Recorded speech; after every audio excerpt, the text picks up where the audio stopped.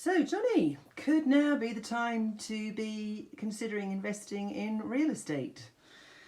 Well, blimey, how often have you heard the term, you can't lose money on property?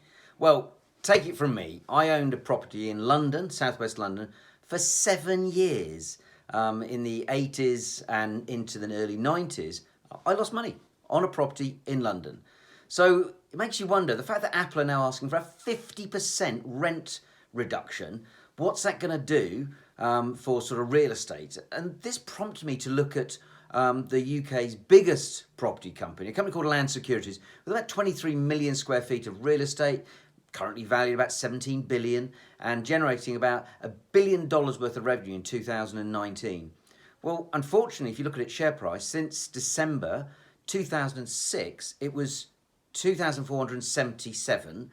Now it's 532. That's a fall of over 78% in the value of that company.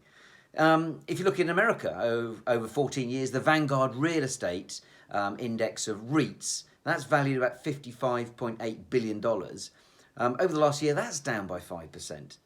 And the short-term outlook for real estate, with fewer tenants because of COVID, more people working from home, a looming recession, it doesn't look great, does it?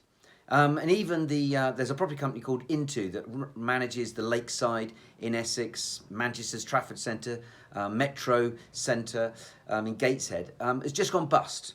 And there's 47 other retail organisations in the UK that has actually gone out of business. But this reminds me of Lord Rothschild, who back in the 18th century said, buy when there's blood on the streets. So maybe some of the security tokens that are currently on offer, backed by real estate, could be something worth looking at.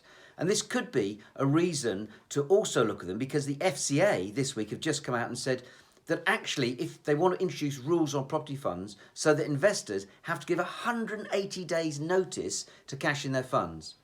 So if you actually look at the MSCI real estate index, you can see here that world equities have gone up over 14 years by 60%, but property has only gone up by 3%. So perversely, maybe now is the time for people to consider increasing or indeed gaining some exposure to property, and why not do it in an efficient way through a digital asset?